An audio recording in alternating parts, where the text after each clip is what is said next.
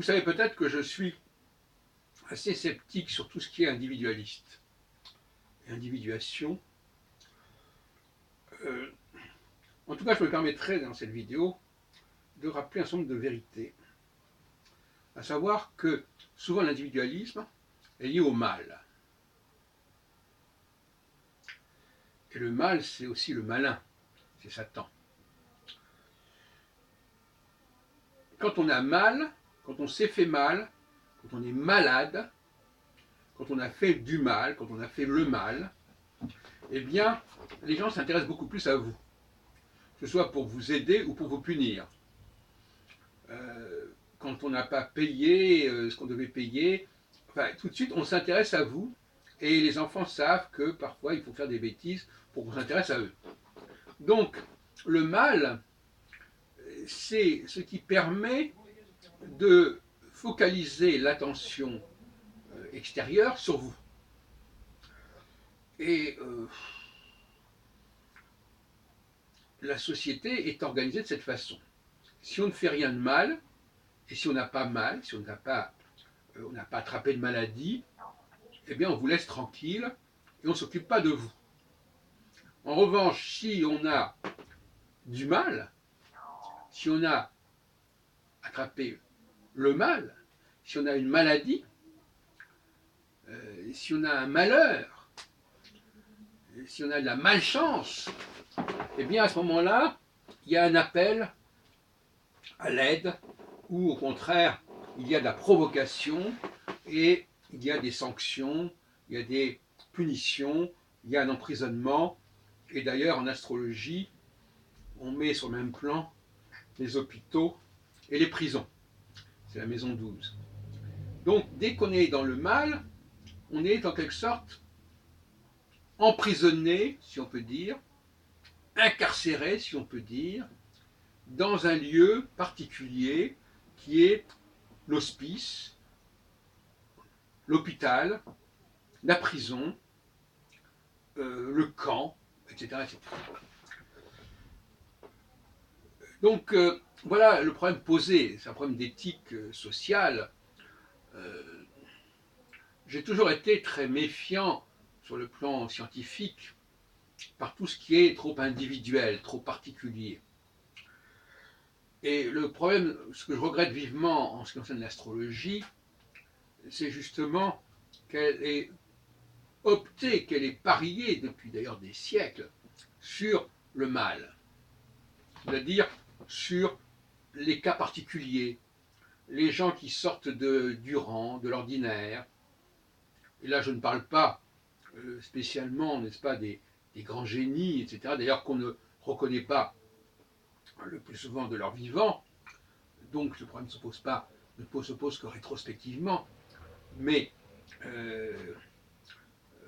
quelqu'un qui se saoule, par exemple, va éventuellement créer des scandales, et là encore, on va s'occuper de lui, et on va s'occuper de lui soit pour l'aider, soit pour le, le neutraliser, etc., etc. Donc, la tentation du mal, c'est une tentation qui conduit à une sorte de satisfaction de l'ego.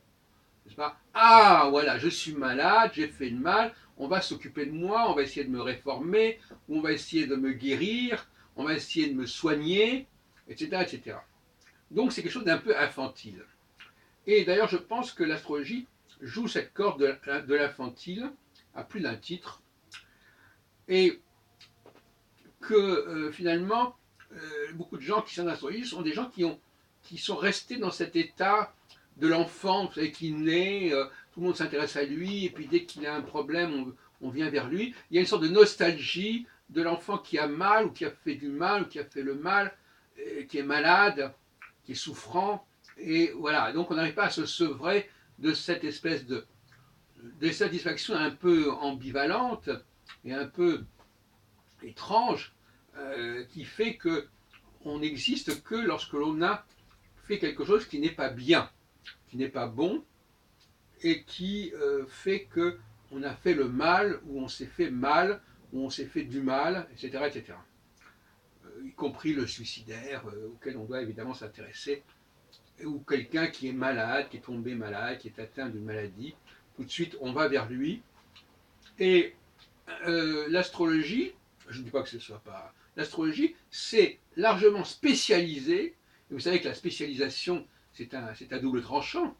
On se spécialise dans certains domaines, c'est-à-dire qu'on produit quelque chose, et puis dans les autres domaines, il n'y a plus rien. C'est la même chose qui se passe dans le domaine économique, dans certains pays qui font l'exportation de certains produits et qui, sur d'autres plans, sont complètement démunis. Ils doivent importer, justement. Donc l'astrologie va exporter son thème astral, mais elle va en revanche être dépendante de tout ce qui concerne la compréhension du global, du collectif, du mondial, de la société, des collectivités, des groupes. Et là, finalement, dans bien des cas, elle n'est pas habilitée et elle n'est pas préparée à cela, pour des raisons que je vais peut-être développer dans d'autres vidéos, mais je voudrais quand même en dire quelques mots, à savoir que cette étude de rapport entre l'individu et le mal, c'est une étude qui ne peut pas être validée scientifiquement parce que c'est une étude où l'astrologue est face à son client et donc il n'y a pas de publication, il n'y a pas de publication du pronostic, du diagnostic, il n'y a pas de validation officielle. Tout ça se passe entre son client et d'ailleurs on est comme une sorte de confession avec le secret de la confession et donc par conséquent on ne peut rien prouver, on ne peut rien attester. Et voilà où on est l'astrologie. Elle est absolument infalsifiable, incontrôlable, puisque tout se passe entre l'astrologue et son client.